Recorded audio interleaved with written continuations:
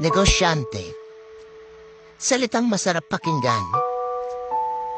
Pero sa likod nito ay mga hirap na pinagdaanan. Salitang akala ng lahat ay parati kang may pera. Salitang mensahe gusto mo nang tumambling.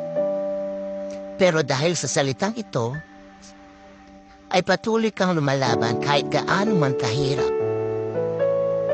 Dahil ikaw ay isang negosyante na patuloy pang nanangarap sa ikakaganda ng negosyo mo. Hindi po ibig sabihin na may negosyo ka o nagnenegosyo ka mayaman ka na. Mayaman lang po kami sa pangarap at pananalig na mabagong pagmulong buhay namin. Kaya bago mo isipin na mayaman na ang isang negosyante, malamang hindi mo alam ang hirap at pagod na pinagdaanan niya. Kaya sa mga negosyanteng patuloy lumalaban para sa kanilang mga pangarap, saludo po ako sa inyo.